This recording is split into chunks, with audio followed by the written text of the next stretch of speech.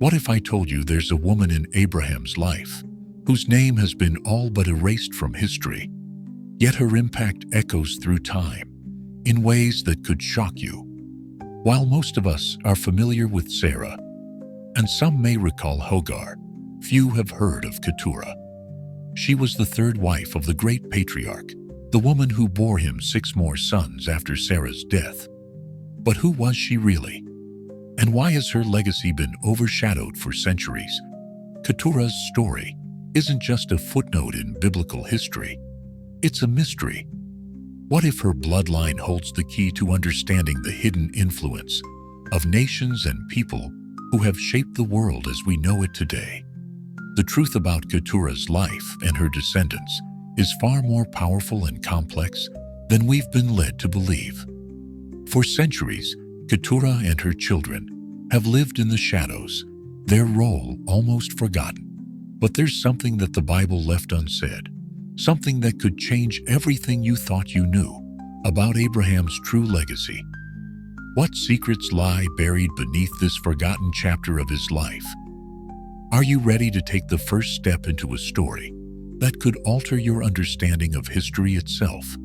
Dive with me into the forgotten legacy of Keturah and discover how her descendants helped shape the destiny of nations. Trust me, you won't look at the Bible the same way again. If this has sparked your curiosity, don't forget to comment 777 below. Your support means everything. Thank you for your super thanks donations, and make sure to subscribe so you don't miss the powerful truths that are about to unfold. Ready to uncover the secrets? Let's dive in. Abraham's forgotten wife and the dark secret of her real descendants.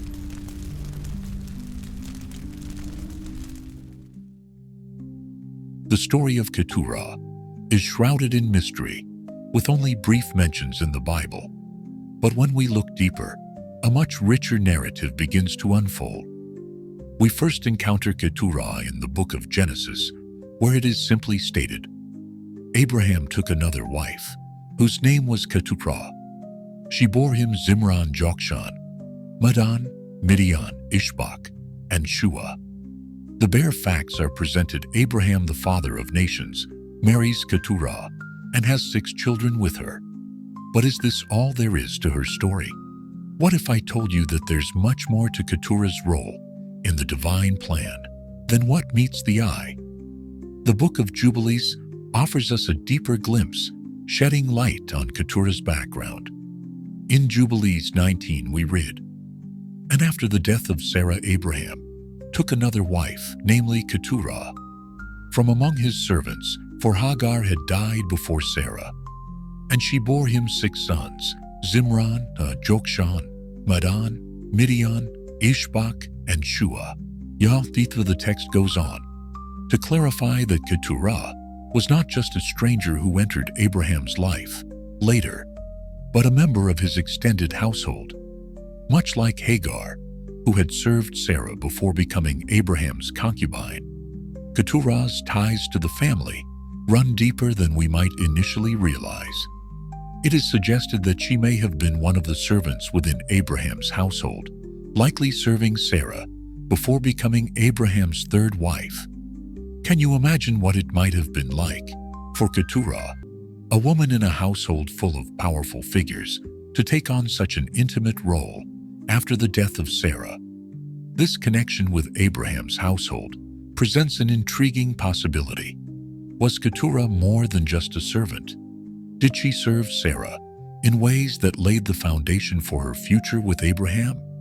How might she have contributed to the family dynamics in ways we have yet to uncover? These questions linger as we explore further. As we look more closely at Keturah's identity, we are left with several clues that help us picture her. While the Bible does not explicitly describe her appearance or heritage, we can make some educated guesses. One key moment in Abraham's life helps illuminate her likely background. In Genesis 12, during a famine, Abraham and Sarah traveled to Egypt, where Pharaoh, mistaking Sarah for Abraham's sister, took her into his household. When Pharaoh discovered the truth, he returned Sarah to Abraham, but not before lavishing them with wealth, including servants. The Bible tells us that Pharaoh's men sent Abraham away with his wife and all that he had, which implies that Abraham's wealth included servants from Egypt. Given Egypt's prominence as a powerful kingdom at that time, it's not hard to imagine that some of these servants were Egyptian. Ancient Egyptian art and writings often depict Egyptians with dark skin, making it plausible that Keturah, as part of this household, may have shared these characteristics. Perhaps she had dark skin, dark hair, and brown eyes, aligning her physical features with the people of ancient Egypt. Is it possible, that her appearance reflected the culture and influence of one of the most powerful civilizations of the time? How might her heritage have shaped the lives of her children, the 6 sons who would go on to play significant roles in history? The story of Keturah invites us to reflect on the often overlooked individuals in biblical narratives. What can we learn from her? A woman who rose from Abraham's extended household to bear him 6 children. How did her presence in Abraham's life impact the future of the nations? The mystery of Keturah is not just a question of her lineage, but of the divine purposes fulfilled through her purposes that continue to ripple through history today. And perhaps as we uncover more about her, we might begin to see ourselves in her story, understanding how every part of God's plan, even the seemingly quiet chapters, has a profound and lasting impact on the world. The narrative surrounding Abraham's household and his marriages continues to unravel layers of mystery, particularly when we consider the role of his servants. A notable example of this is Hagar, the Egyptian servant, who played a pivotal role in the birth of Abraham's first son, Ishmael. We know from the Bible that Hagar was no ordinary servant. She was an Egyptian given to Abraham by Sarah, Abraham's wife, when Sarah herself was unable to bear children. The Bible states, "Now, Sarai, Abram's wife, had borne him no children. She had a female Egyptian servant, whose name was Hagar. And Sarai said to Abram, 'Behold, now the Lord has prevented me from bearing children. Go into my servant. It may be that I shall obtain children by her.' And Abram listened to the voice of Sarai." This passage paints a vivid picture of the desperate measures taken by Sarah in the face of her own infertility. It was a deeply significant moment, one where Sarah's decision to give Hagar to Abraham would change the course of their family's history. Hagar, an Egyptian servant, became a central figure in Abraham's legacy. She bore him a son, Ishmael, who would later become the father of a great nation. But her story leaves us with a crucial question. Was Hagar's Egyptian heritage simply a coincidence, or was it part of a broader divine plan? What if Keturah's story echoes this same pattern? While the Bible doesn't directly specify Keturah's origins, we are given the critical clue that Abraham left Egypt with many servants after his time there, which suggests that Keturah could very well have been another servant Abraham acquired during his sojourn in Egypt. We know that Egypt was a rich and diverse land, and it stands to reason that Abraham, like many of his contemporaries, would have brought servants from Egypt into his household. Considering that Hagar, the mother of Ishmael, was explicitly described as Egyptian, could Keturah also have had similar roots? The possibility remains tantalizing, especially when we recognize the recurring theme of Egypt in Abraham's life. After all, Egypt was not just a place of refuge for Abraham during the famine. It was a land of great influence, and the relationships formed there had a lasting impact on his lineage. Could it be that Keturah, like Hagar, came from Egypt or its surrounding regions, tying her to the same ancient and powerful culture that influenced so much of Abraham's life? Moreover, throughout history, various church fathers and later traditions have speculated on Keturah's origins.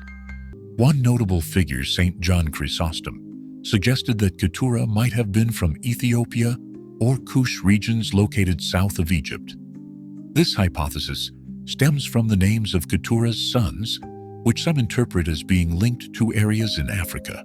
Names like Midian and Medan are sometimes associated with regions that would be considered to the south of Egypt, and this has led to interpretations that suggest Keturah's ancestry may have been tied to Africa, perhaps even further south than Egypt itself. What does this all mean for us? Whether Keturah was Egyptian from Kush or another ancient land, the underlying truth remains that her role in Abraham's life was significant and powerful.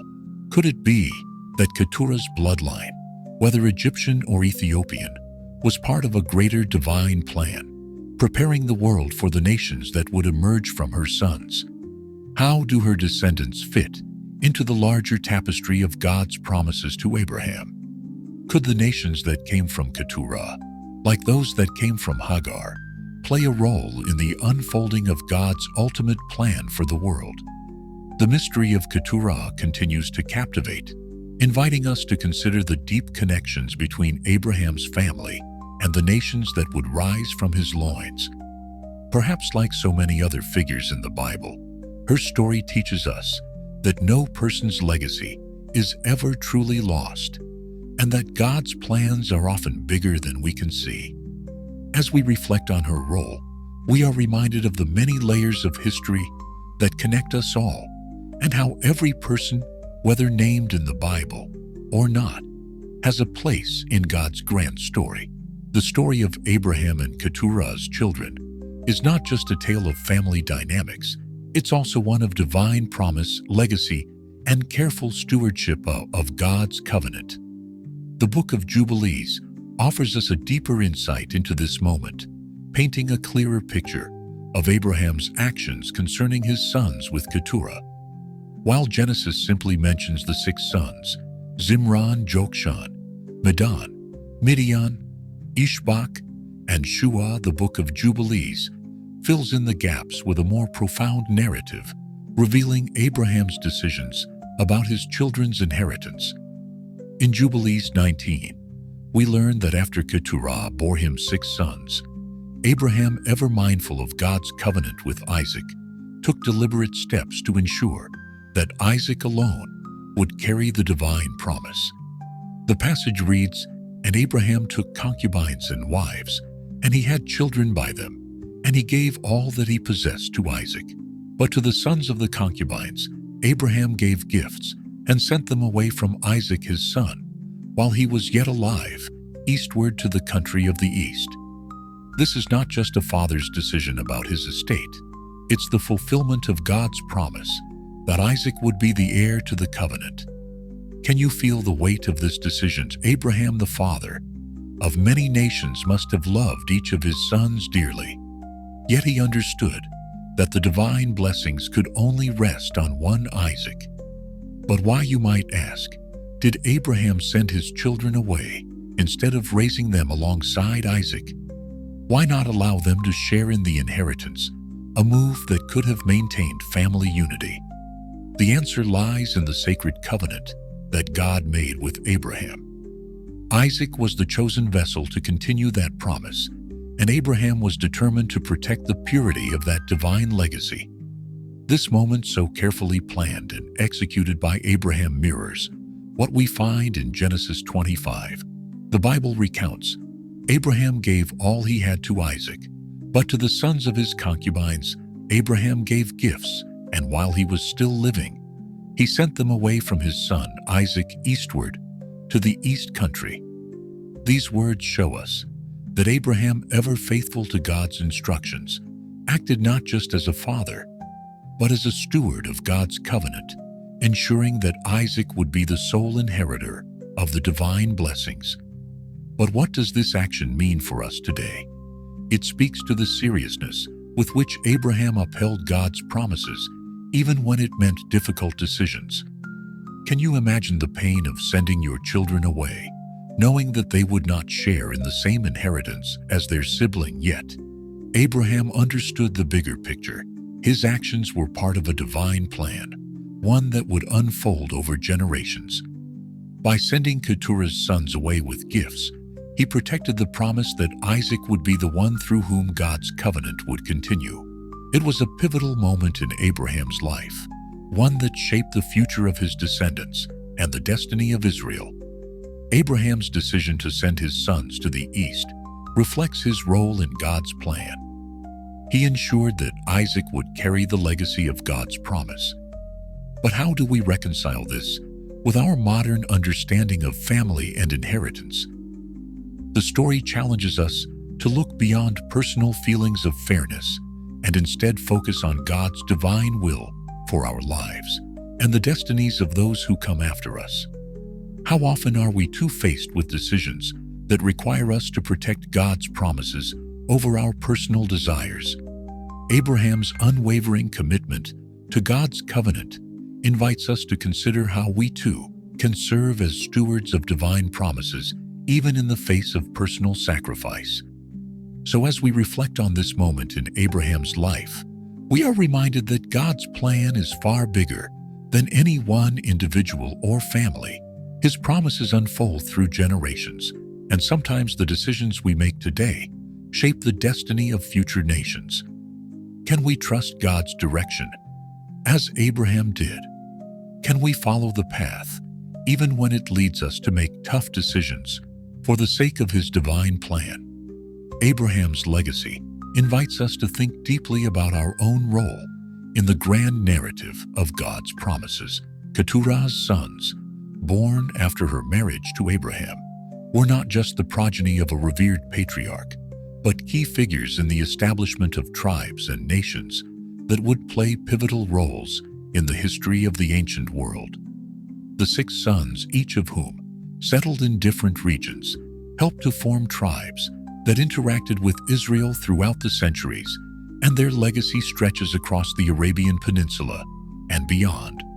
While the Bible itself offers only brief details about Keturah's sons, the Book of Jubilees and other ancient texts provide us with glimpses into the lives of these figures and their importance. Their descendants, it's believed, would eventually be absorbed into the broader fabric of the Arabian Peninsula, and over time, their names would become synonymous with some of the most significant tribes in the region. But what exactly happened to these sons of Keturah? What role did they play in the ancient world? And how did their legacy intertwine with the story of Israel? Let's begin by looking at Keturah's firstborn Zimran. While the Bible gives no further details about his life, we do know that his descendants are believed to have settled in the Arabian Peninsula, particularly near the Red Sea. It is here that Zimran's descendants formed tribes, living as nomads, trading and intertwining with the cultural and economic currents of the ancient world. Could Zimran's tribes have been among the earliest merchants to introduce exotic goods to distant civilizations? Perhaps the answers lie buried in the sands of time, waiting for discovery. Next comes Jokshan, the father of Sheba and Dedan. You might recognize the name Sheba from the famous Queen of Sheba, who visited King Solomon, bringing priceless gifts and wisdom. In fact, Sheba's descendants are thought to have settled in the southern Arabian Peninsula or Ethiopia regions, rich in spices and wealth. Could the Queen of Sheba have been a descendant of this very line? And what about Dedan? His descendants were likely in the area that we know today as Saudi Arabia. And Ezekiel 27:20 even records Dedan as a trading partner of Tyre. What kind of relationship existed between these ancient trading hubs? Was it one of peace, or did it carry the weight of rivalry and power? Then there's Medan, whose name may not ring any bells, but his legacy is no less significant. Though little is recorded about Medan, his descendants are believed to have settled in Arabia as well, contributing to the rich cultural and tribal diversity of the region. Could his family have been among the builders of the early Arab dynasties influencing the ancient world? in ways we can only begin to imagine. Now let's turn to Midian. Perhaps the most prominent of Keturah's sons, the Midianites would have a long-lasting impact on the biblical narrative. Moses himself fled to Midian after killing an Egyptian, and it was there that he married Zipporah, the daughter of Jethro, a Midianite priest. The Midianites would later clash with Israel in a dramatic battle during the time of the Judges, when Gideon, empowered by God, defeated them in a moment of divine triumph. How did the Midianites, once allies to Moses, become such formidable foes to Israel? And what secrets of early metalworking and trade did the Midianites hold, as suggested by archaeological findings, linking them to early metalworking in the region? Ishbak, like his brothers Zimran and Medan, remains a bit of an enigma. Yet some scholars believe his descendants may have settled in Mesopotamia, becoming part of the broader Semitic tribes that populated this ancient cradle of civilization. Could Ishbak's line have contributed to the very essence of Mesopotamian culture, linking it with the Abrahamic legacy in ways still unseen? Lastly, we come to Shua, whose descendants, the Shuhites, are most famously represented by Bildad, one of Job's 3 friends in the book of Job. Bildad, known for his counsel to Job during his suffering, offers us a glimpse into the spiritual significance of Shua's legacy. The Shuhites, as part of the nomadic tribes, are believed to have played a key role in the cultural and spiritual exchanges of the ancient world. Could the Shuhites, as biblical history suggests, have been pivotal in preserving knowledge and wisdom that would later influence Israel and other nations? The descendants of Keturah's sons are often associated with the nomadic trading peoples of Arabia, who moved between the great empires of Egypt and Mesopotamia, linking civilizations in ways that continue to echo through history. Some of these tribes were involved in trade and early advancements in metallurgy, establishing trade routes that connected the Arabian Peninsula with ancient Egypt and Mesopotamia. What role did these tribes play in the rise of Israel and its conflicts? Were they simply distant observers, or did they have a hand in shaping the destiny of God's chosen people? The biblical significance of Keturah's descendants is profound. While Isaac inherited the covenantal blessings, the other sons of Abraham through Keturah spread his legacy far beyond the boundaries of Israel. Their descendants would go on to become powerful forces in the ancient world, shaping the nations surrounding Israel and contributing to the spread of Abraham's lineage across many lands. How might these nations have influenced Israel's destiny? What divine purposes were at play in these far-reaching connections? As we explore the truth about Keturah and her sons, we uncover not just forgotten stories, but divine threads that weave through the very fabric of biblical history. Could these stories hold the key to understanding more about the nations that played such crucial roles in Israel's journey? Only by peeling back the layers of time can we begin to see the full picture of God's promises to Abraham and the nations that came from his loins. What do you think? How do these forgotten sons shape your understanding of God's promises?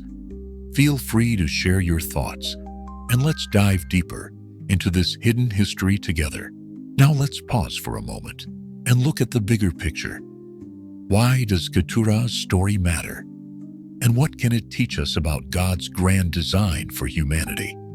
While Keturah may not be as widely recognized as figures like Isaac or Ishmael, her story holds deep significance in the grand narrative of the Bible. The 6 sons she bore for Abraham didn't just vanish into the background. They went on to establish tribes, nations, and cultures that would play pivotal roles in the history of the ancient world, influencing regions across Africa and Arabia. Keturah's seemingly secondary role in Scripture is a powerful reminder that God's plan encompasses all people, even those who may seem peripheral or insignificant. The impact of her descendants reached far beyond what anyone could have expected, contributing to the spread of Abraham's legacy and the fulfillment of God's promises to him. Keturah's story offers much more than just the birth of nations. It reveals deep theological insights into God's plan for humanity. His use of unexpected individuals and his willingness to fulfill promises in ways that defy human expectations.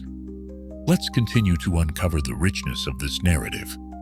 First, it's important to recognize that Keturah's role in the Bible is more than just being a wife and mother. She is a pivotal figure in the continuation of God's promises to Abraham. While the focus of many biblical teachings tends to be on Isaac, the son of promise, and the covenant that flows through him, Keturah's offspring remind us that God's blessings are not restricted to one line alone. Keturah's sons, through their settlements across various regions, ensured that Abraham's legacy spread beyond Israel, touching nations far and wide. This shows that God's promises of blessing and multiplication were meant to encompass many nations and tribes, not just one. Moreover, Keturah's story highlights the diversity of God's plan. When God tells Abraham in Genesis 17:4-5 that he will be the father of many nations, he is not referring only to Isaac. The sons of Keturah are the living testament of that divine promise. Each of these sons founded tribes that settled in different lands, and they had unique destinies that unfolded in ways that impacted Israel's future. This should be a reminder for us. God's blessings are not limited. Just as he used Keturah's sons to build nations, he can use any of us, regardless of our position, to fulfill his plans in ways we cannot yet see. Another fascinating aspect is Keturah's name itself. In Hebrew, her name can be interpreted as meaning incense or spice. This could symbolize something significant about her role. Keturah's influence was not in the limelight, but rather in a subtle, fragrant way, akin to the incense or spice that is hidden, yet its aroma fills the room. This highlights a deeper truth about God's kingdom. God uses those who may seem small or unnoticed, but whose impact is profound. Just as incense fills the room with its fragrance, Keturah's influence spread across the ancient world in ways that were subtle but powerful. We also must not overlook the importance of Keturah's relationship with Abraham. Abraham's first wife, Sarah, was the woman who bore Isaac and received the promises of God's covenant. Yet, after Sarah's passing, God chose to continue his covenant blessings through Keturah.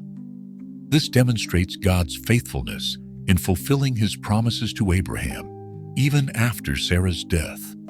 Keturah was not a replacement for Sarah. Rather, she was an extension of God's plan to continue his work through Abraham's descendants. Her children were just as much a part of Abraham's divine inheritance as Isaac, and this tells us that God's blessings are not finite or limited by circumstances.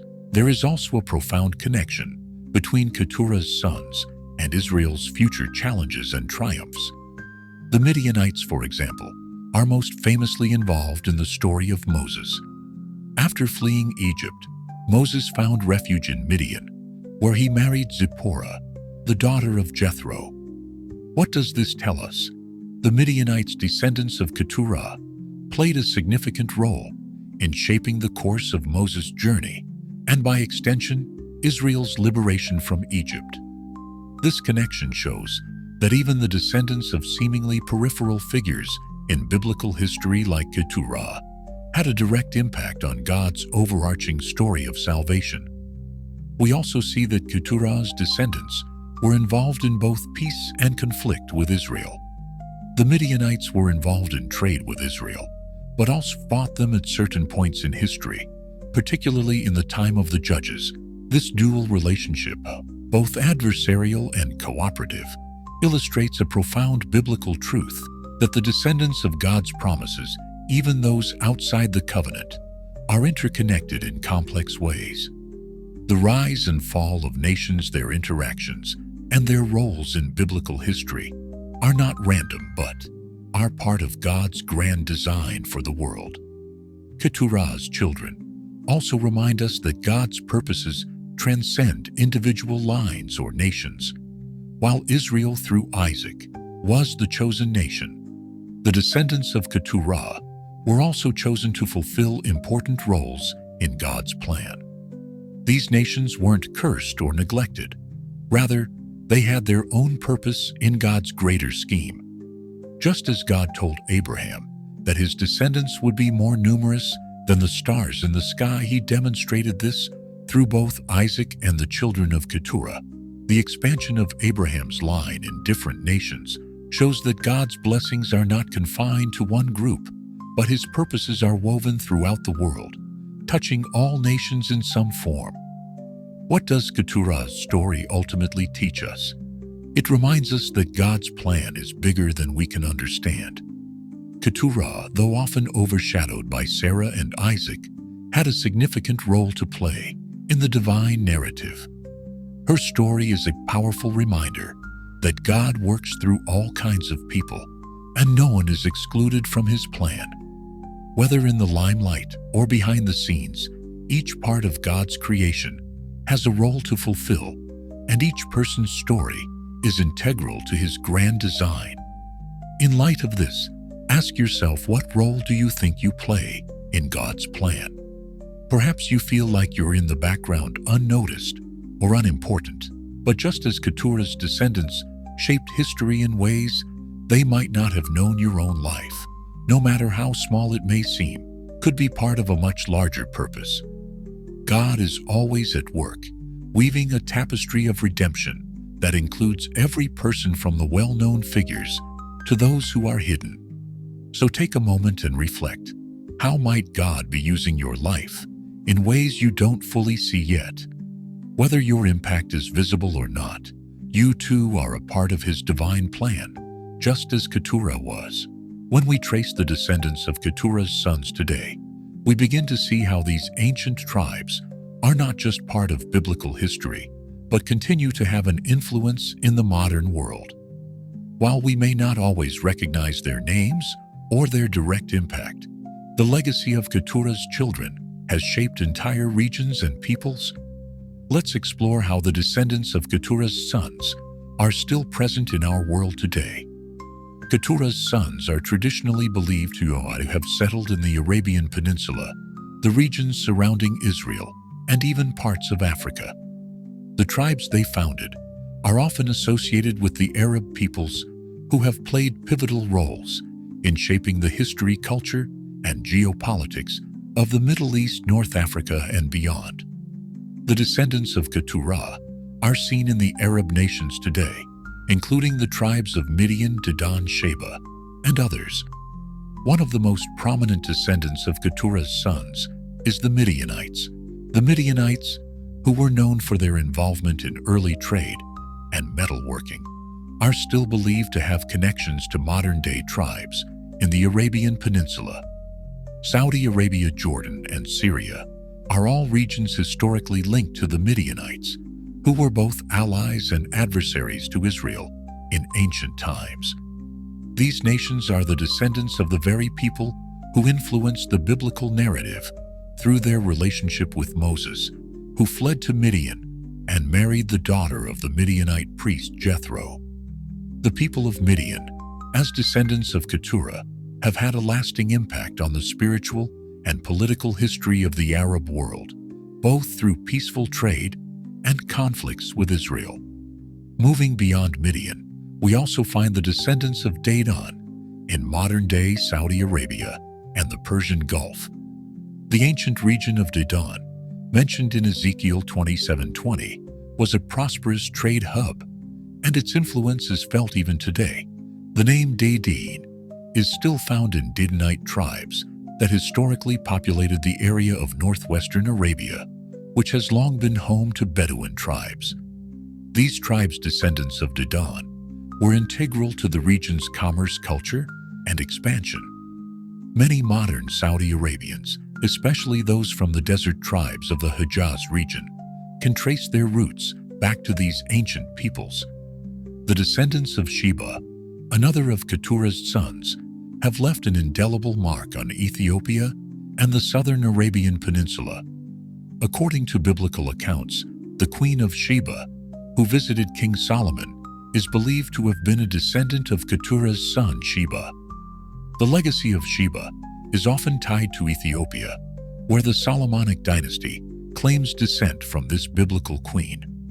The story of Sheba's visit to Solomon is an important part of Ethiopian tradition, and the Ethiopian royal family has long maintained its descent from the Queen of Sheba and King Solomon. Even today, Ethiopia is home to a diverse set of people who are thought to be the descendants of Sheba's ancient kingdom, particularly in the regions of the Abyssinian highlands.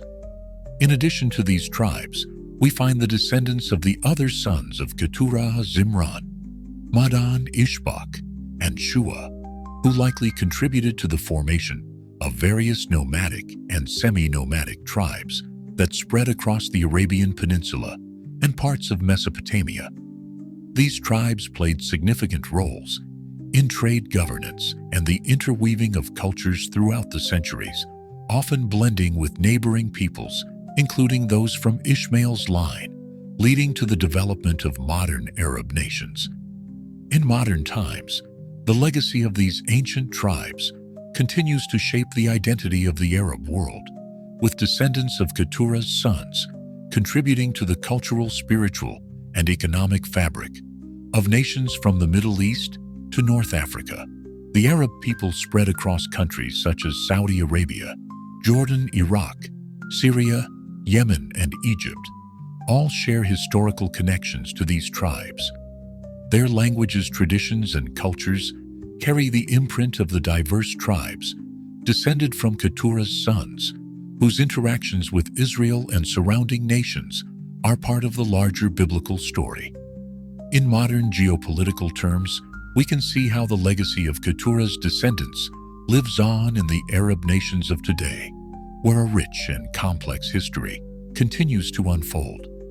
From the ancient trading routes that connected Arabia with Egypt and Mesopotamia, to the modern economic and political power of the Arabian Peninsula, the descendants of Keturah's sons still shape global affairs. Keturah's story serves as a powerful reminder of the divine providence that transcends generations, even though Keturah herself is often forgotten or overshadowed. In the biblical narrative, her descendants are part of a vast and continuing legacy that spans centuries and continents. God's promises to Abraham that he would be the father of many nations are fulfilled not just through Isaac, but through Keturah's line, as well, revealing that his plan for humanity is far-reaching and inclusive. As we reflect on Keturah's legacy today, we are reminded that no matter how small or seemingly insignificant a role may seem, it is still part of God's unfolding story.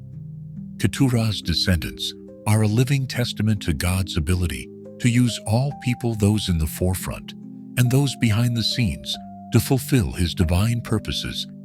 Do you recognize the impact of your own life in the larger narrative of God's plan?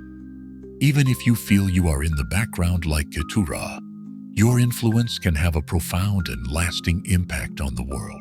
When we think about Keturah's descendants, it's natural to ask ourselves, could we be connected to them in some way?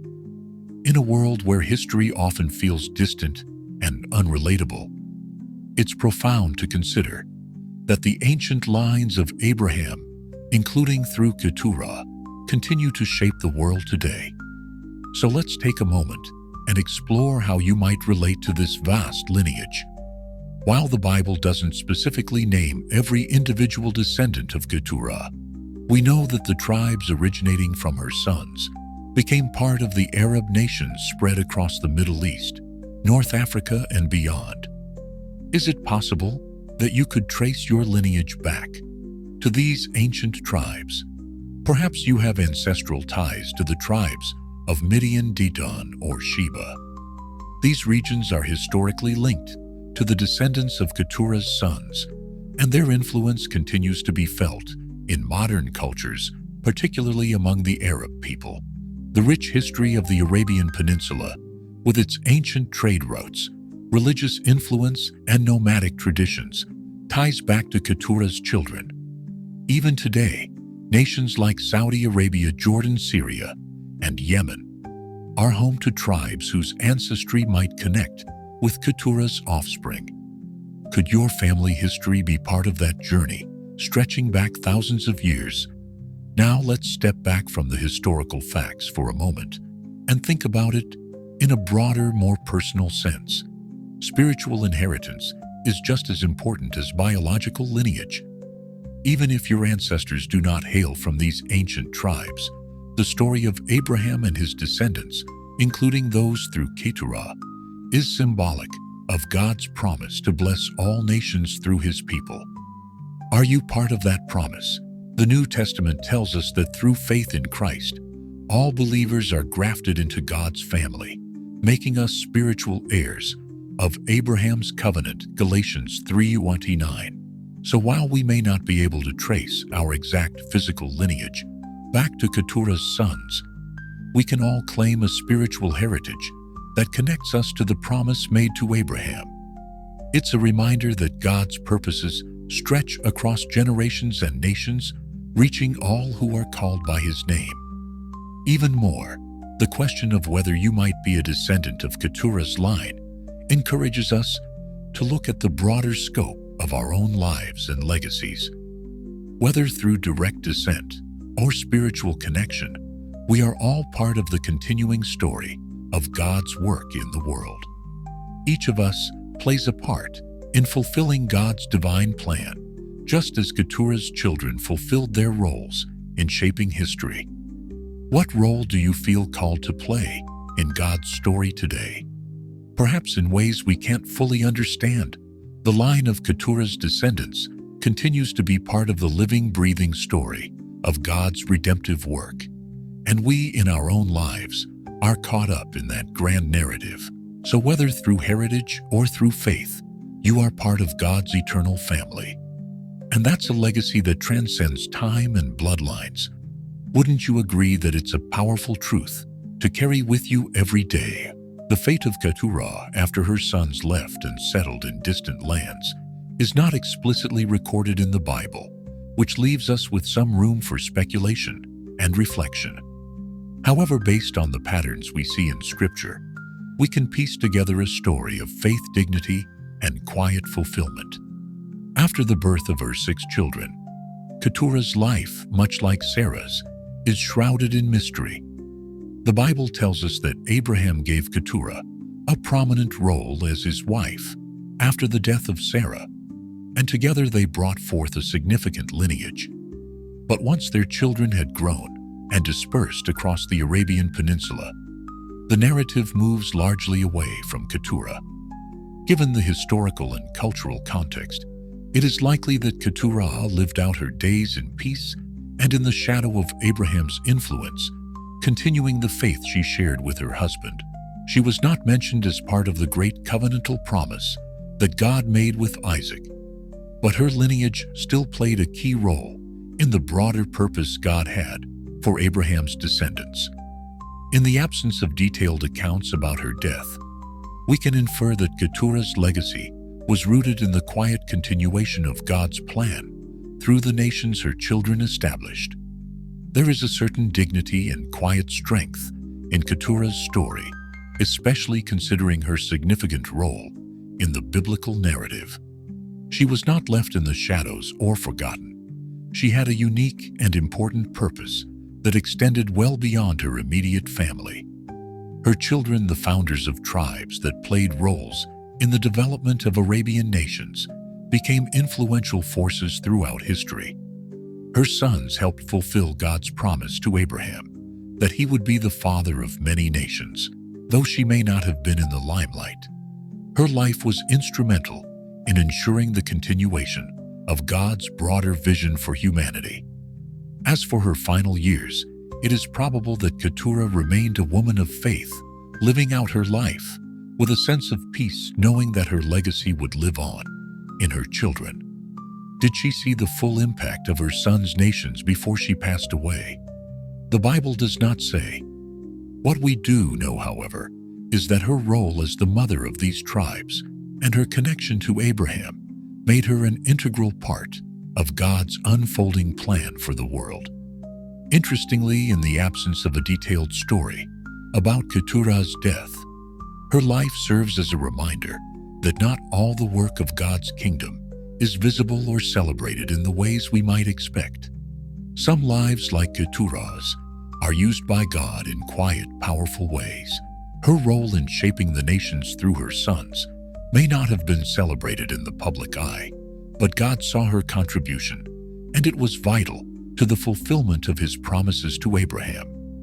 Her legacy speaks to those who are in the background, yet are still integral to God's greater plan for humanity. As for her ultimate fate, we can trust that Keturah, like many biblical figures, was welcomed into God's presence, a woman who faithfully played her part, not for recognition, but in service to God's greater design. She may not have been as widely acknowledged as Sarah, but she was nonetheless significant in the eyes of God. So while Keturah's death is not recorded, we can take comfort in knowing that her life was part of God's story, and her legacy lives on, continuing to shape the world in ways that might not always be seen, but are no less important. Just like Keturah, each one of us plays a role in God's great narrative, and that role, no matter how quiet or unnoticed, is part of His eternal plans. Have you ever considered how often God uses those who seem unimportant in the eyes of the world? In 1 Corinthians 1:27-28 it says, God chose the foolish things of the world to shame the wise. God chose the weak things of the world to shame the strong. God chose the lowly things of this world and the despised things. Keturah, a woman who many may have forgotten, was chosen by God to fulfill His plan. Through her, nations were born, and the influence of Abraham's legacy spread far and wide. What does this tell us about the nature of God's choices? It shows that God does not base His plans on worldly fame, position, or power. Instead, He uses every part of His creation to bring about His divine purposes. Keturah's story challenges our assumptions about greatness, teaching us that even those in the background play an essential part in the story of redemption. In a world where we often lift up the famous and the influential figures like Isaac, whose role in the covenant is emphasized, Keturah's story is a reminder that no one is insignificant in God's eyes. Every person, no matter their apparent importance, is a thread in the intricate tapestry of God's will.